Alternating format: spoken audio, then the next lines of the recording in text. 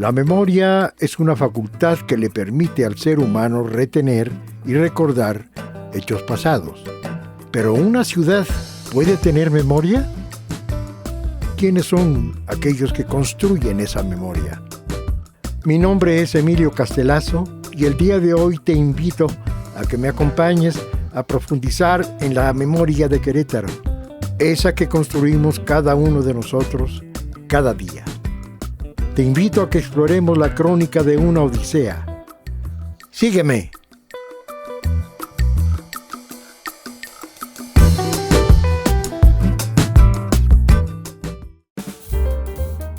El día de hoy visitaremos la casa de Alberto Sánchez Pacheco para conocer su odisea de vida. Queretano por adopción, Alberto es un empresario pionero en la industria de la inyección de plástico dentro de nuestro estado.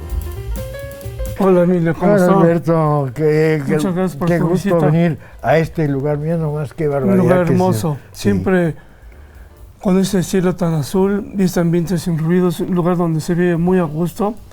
Tomé la buena decisión de venir a vivir aquí a Juriquilla, que inclusive luego me decían mis amigos, oye, ¿dónde vives?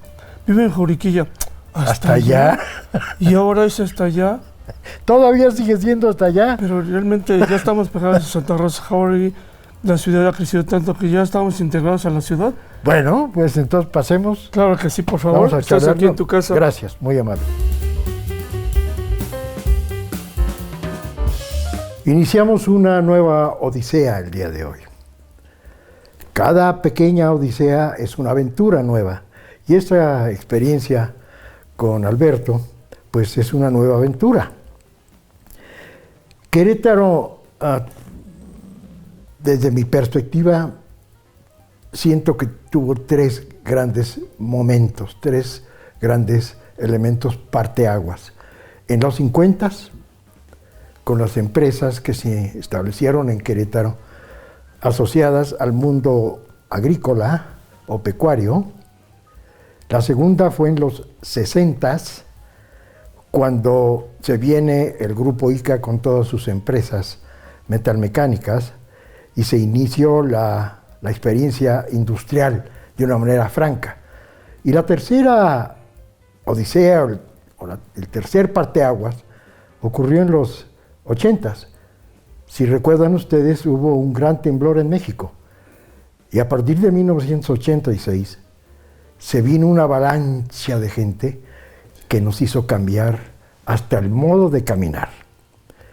Y desde entonces, desde 1960, cuando es el gran boom, nos encontramos con un Querétaro que tiene ya 57, 55 años de vida. Y tú eres parte de este fenómeno, Alberto. Así es. Te agradecemos mucho que nos No, al aceptes. contrario, muchas gracias por esta invitación que me están haciendo, en este caso, la televisora. Y lo que acabas de mencionar es un cambio muy fuerte el que vivimos a partir de los 80, que fue cuando yo llegué aquí a Querétaro en el 89. Y yo quise integrarme en esa nueva forma de vivir con las ideas de la Ciudad de México. Ah, tú vivías en la Ciudad de México. Yo vivía en la Ciudad de México. Ya antes mi papá, en 1974, trajo una fábrica de inyección de plástico. Aquí. Aquí en Querétaro. Nos costó mucho trabajo traerla porque no había nada de insumos para traer una fábrica, para mantener la producción de una fábrica de inyección de plástico. Entonces teníamos que ir a México constantemente. Y regresar. Era una dependencia. Constantemente de la Ciudad de México, a tal parte por los pedidos de los clientes, que todos estaban en la Ciudad de México. Lo logramos.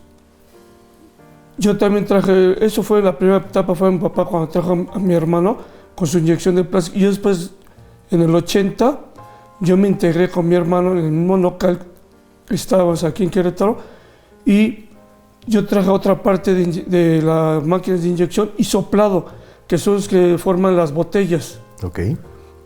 Todos igual, a mí me costaba mucho trabajo ir y regresar porque no había nada aquí en Querétaro. Ahora veo que Querétaro es otro, como si fuera otro país, porque tenemos una gran cantidad de industrias del plástico. Fíjate que sin querer queriendo, Sí. yo mismo soy culpable de haberte invitado a platicar de la época en la que llegaste acá, pero te voy a regresar, si me permites. Claro que sí. Claro que ¿Tú naces dónde? En la Ciudad de México, en 1954. Ah, pues estás chavo, entonces. Sí, realmente acabo de cumplir los 68 años. Ah, muy bien. Me considero todavía un chavo, nada más cuando me vean en el espejo. Creo que no corresponde a lo que yo me siento. Ok, naces en una familia de ¿cuántos hermanos? Fuimos 7 hermanos. 7 hermanos. Con papá y mamá. Ajá. Y todos vivimos en la Ciudad de México. O sea, 5 hermanos más tus papis. Somos 7 hermanos más papá y mamá. Ok. En total 9. Y de esa época de niño, ¿dónde vivieron? Vivimos en una parte en la colonia campestre de Churubusco, y luego ya nos fuimos a la zona sur, que es Tlalpan. Pero Churubusco no es sur ya, o se considera más bien centro. Está entre el centro y el sur. Y el sur. Y realmente nos fuimos a vivir a Tlalpan, donde no había nada. No existía lo que es ahora Viaducto Tlalpan, nomás era toda la casa de Tlalpan. Lo único que había cerca era La Luna, un centro comercial que se llama La Luna, que se vendía unos pasteles y unos panes dulces muy ricos. Todo eran viveros y casas muy grandes donde antes vivían los ricos en la época colonial. Sí, porque era como casas de descanso, digamos, allá por... De la época de los principios del siglo, del año 1800, ya a principios del siglo XX. Todas esas casas grandes se hicieron después como lugares, hoteles, se hicieron sus jardines eran muy grandes, se hicieron viveros. Y yo iba a una escuela que se llamaba la Escuela Secundaria 29, que ahí fue donde se imprimían y se hacían una casa de moneda. Una escuela hermosa, colonial. Me fascinó esa escuela porque era de la época de la colonia, cuando se construyó esa escuela. Muy bien. ¿Estás hablando de tus años escolares de primaria? De secundaria. Ah, secundaria ya. Ahí fue primero y segundo, tercera. Okay. ¿Y dónde estudiaste tus años primarios? Una escuela que se llama la Liceo Tlalpan, que fue el quinto año, estuve toda la primaria ahí, donde era una escuela hermosa. Tenía sus canchas de fútbol, sus canchas de básquetbol, su alberca. Se hizo ahí unas casas de privados. La palabra liceo es de una tradición francesa. Yo creo, porque yo lo más la conocí como Liceo Tlalpan. Una escuela muy grande, muy bonita. Ahí pasé toda mi primaria. Dinos una anécdota linda que hayas pasado en tu infancia. De mi infancia, pues... Porque veo que tienes recuerdos gratísimos de esa época. Sí, no, realmente... Entonces te va a costar trabajo agarrar uno y decir esto. Pasarme de un lado a otro. No, realmente, por ejemplo, en la primaria, que fue en la Liceo Tlalpan, ahí me enseñaban lo que es el inglés básico. Me enseñaba mucho la natación, ahí aprendí a aventarme los clavados, que ya después en el Club de Golf México, que es en Tlalpan, me gané varios trofeos de clavado, porque tenía una alberca muy grande el Club de Golf México. Y yo ahí en el Club de Golf México aprendí a jugar golf, que a la fecha lo sigo... No me digas. Sí, a los 16 años entré a muchos torneos de golf y mi pasión actualmente es el golf. Entonces tú tuviste una niñez y una adolescencia muy lindas. Sí, muy bonito.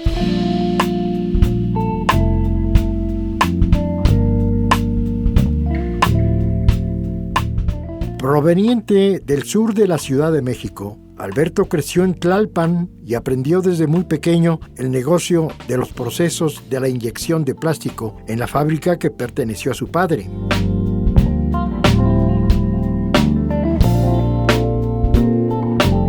¿Cómo llegas al nivel universitario? Realmente sí me gustaba mucho haber llegado a esa etapa, pero mi papá tenía una fábrica muy grande, se llamaba Plástico Sigma, y fabricaba muchos productos para laboratorios como Revlon, Mass Factor, Stan Home de México. ¿Recipiente? Eran los recipientes nada más. Okay. Entonces esta fábrica era muy grande y éramos muy inquietos en el trabajo. Nos integró un papá desde muy chicos Y ya después, en vida, repartió la fábrica y la hizo en varios pedazos. Ahí me tocó una cantidad de clientes, otros hermanos, otros clientes, y así sucesivamente con cada quien con sus respectivos equipos de maquinaria. La fábrica hacía el producto y ustedes vendían.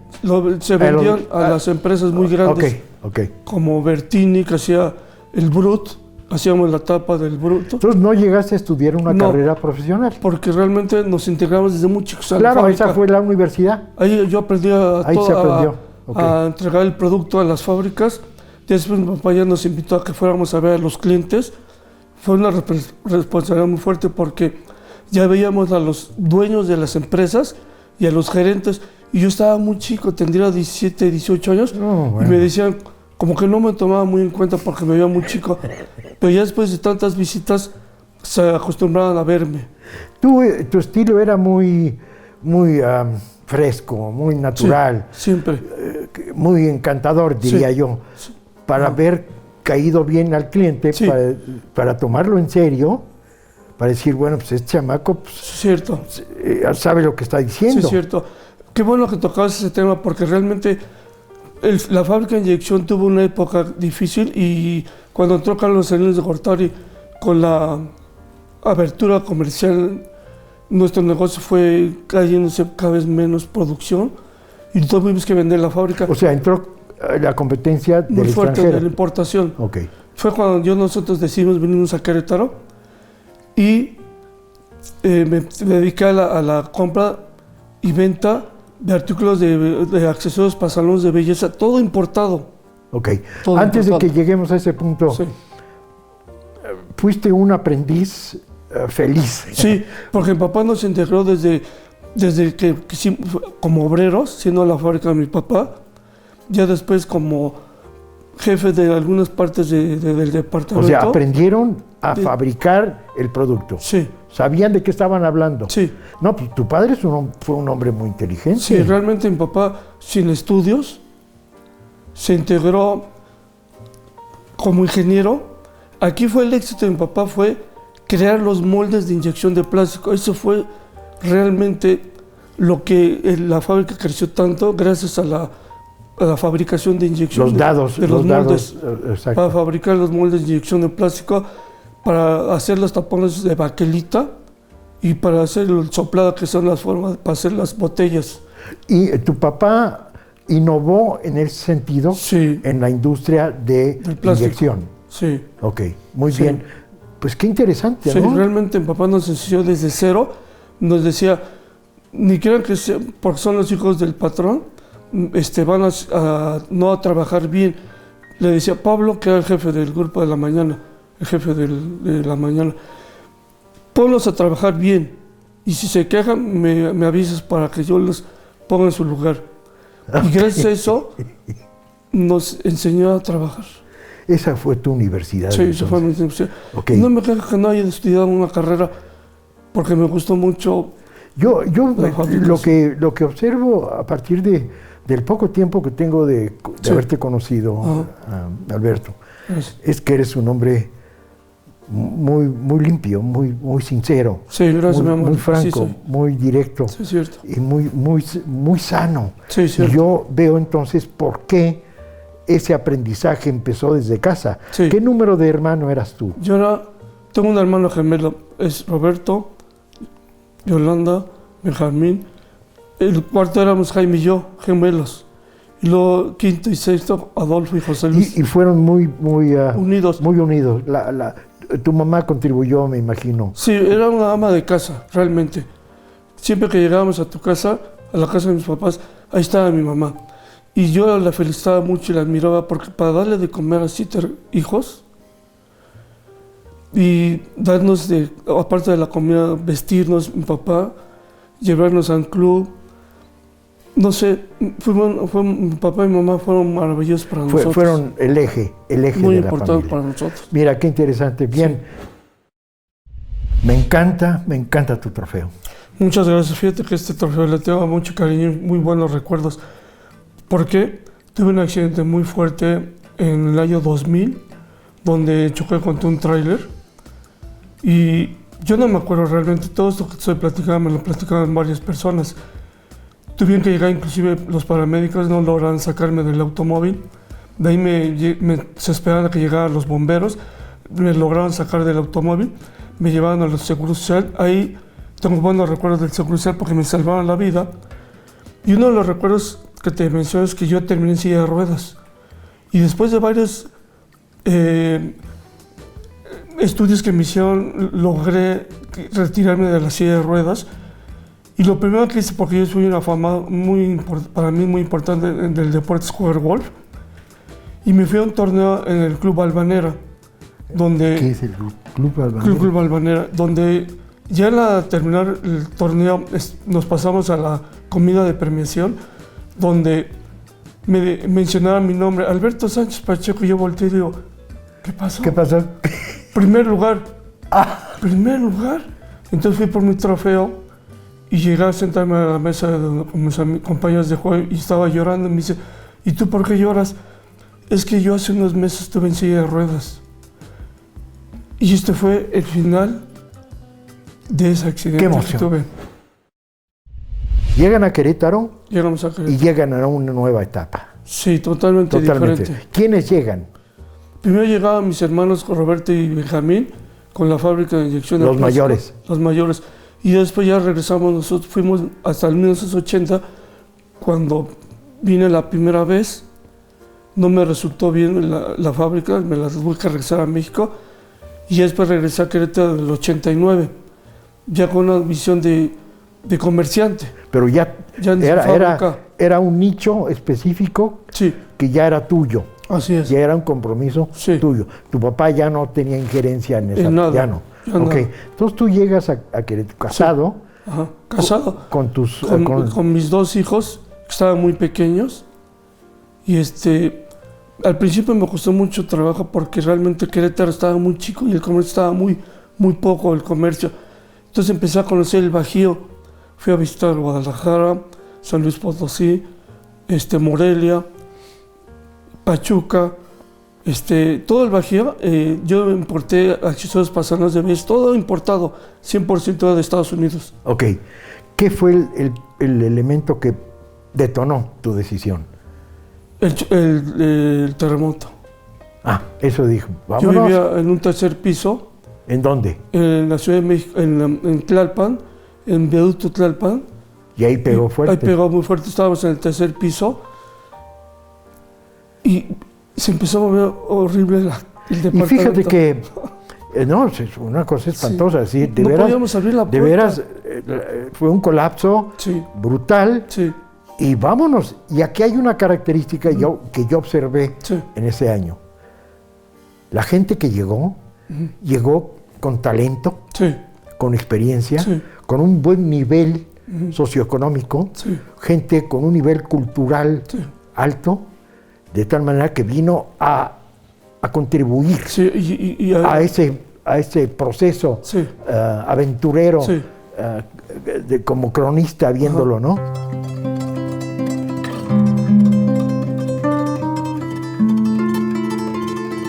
Para Alberto, su universidad fue el trabajo, dedicando así su tiempo a la fábrica y a las máquinas de inyección de plásticos. Sin embargo, la apertura del mercado a las importaciones hace que su negocio decaiga, pero lejos de rendirse, emigra a Querétaro en busca de nuevos horizontes. Mira, Alberto, yo tuve la fortuna de llegar a Querétaro en 1966, así es de que he observado, he sido testigo presencial y actuante en un fenómeno maravilloso que ha sido Querétaro. Entonces yo percibí que esta ola de inmigrantes, principalmente de la Ciudad de México, fueron gente correcta, gente buena, ya integrados como familia o como personas en lo independiente o lo individual. Y veo que en el caso de ustedes llegaron con un proyecto productivo, no con la idea de, pues a ver, vamos a ver qué pasa, no, ya traían una idea muy definida. Tú traías un mercado regional bastante bien analizado, llegaste con tu mujer y con tus 2 hijos, y aquí se asentaron y contribuyeron siendo una familia correcta, decente, sumándose a este fenómeno tan peculiar que ha sido Querétaro. Y ha sido una respuesta ambivalente de generosidad de una ciudad que los recibe, que los cobija, y una familia que responde con generosidad y con honestidad. Y esto es a mí lo que me llama muchísimo la atención. Entonces aquí se crearon tus hijos. Así es, desde muy pequeños que llegamos a Querétaro, mis hijos entraron a una escuela fabulosa que se llama el Fray Luis de León, un colegio muy conocido aquí en Querétaro, con muchas de educación y también de mucha religión, formando esos principios de valores que desgraciadamente se han ido perdiendo en estas generaciones. Mis hijos, gracias a esa escuela, el Instituto Fray Luis de León, les inculcaron muchos valores. Y eso fue un buen cimiento, aparte de nuestra educación de nuestros padres y nosotros como padres ahora con nuestros hijos. Y entonces ellos hicieron aquí su vida. ¿Y aquí se casaron? Aquí se casaron los 2. ¿Tú ya eres abuelo? Yo soy abuelo de 3 nietos. Y realmente veo a mi nieta Nicole, que tiene 18 años. ¡Ay! Es una niña de ese tamaño, hermosa. Y mi Mauricio, de 13 años, ya mide 1,75. 13 años. Y está en un equipo de fútbol americano. Realmente veo a mis nietos como... ¿Y el tercer nieto? El tercer tiene 3 años apenas. 3 añitos. Y se llama Bruno. Y realmente él es un niño que tiene una pila enorme, no se cansa. Y luego nos los traen aquí a tu casa y es una bala perdida, no se cansa y estamos muy contentos que nuestros hijos nos confíen a sus hijos a que se los cuidemos. Entonces la abuela debe estar verdaderamente feliz. Sí, no cabe, cada vez que vienen nuestros nietos los disfrutamos mucho. Mira, me da mucho gusto ser testigo de este testimonio tuyo y de tu familia, porque de estas experiencias se ha nutrido una sociedad, una nueva sociedad que ha ido creciendo y no para. Sí, no, esta aventura no para. Muy fuerte. No para. Entonces, los políticos, administradores de este fenómeno, pues son los que están en el mundo de lo político como administradores, y pues no le dan alcance. Sí, realmente, perdón que te interrumpa, hemos platicado con unas personas que están en el gobierno y nos han dicho que ellos planean, en este momento la ciudad la están planeando, y ya cuando terminan de hacer sus planes ya hechos, son rebasados. Dice, ¿qué pasó? Este puente ya no es suficiente, esta avenida ya está saturada. Sigue llegando mucha gente muy entusiasmada de que Querétaro es un lugar seguro, es un lugar bien organizado y es una ciudad hermosa. Hermosa, es una ciudad hermosa. Entonces, es patrimonial, la verdad de las cosas. De tal manera que para nosotros es un gusto, y digo nosotros, queretanos, porque yo me considero un queretano adoptado y todo. Pero pues de aquí soy. De aquí soy. Y no soy de mucho mariachi, de mucha cantadera, exaltando mi queretaneidad, no. Pero sí amo mucho a Querétaro. Claro lo quiero mucho. Entonces nos da mucho gusto recibir a gente así como ustedes, gente buena, gente decente, gente que ha contribuido, que seguirá contribuyendo.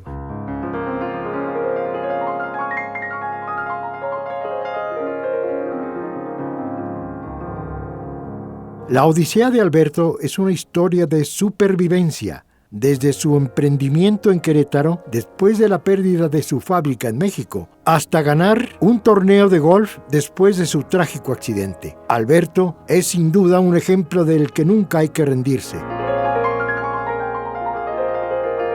Bien, pues ha sido un gran gusto esta charla. Muchas gracias que nos por la haya invitación. recibido en tu casa. Muchas gracias. Y nos da de veras mucho gusto.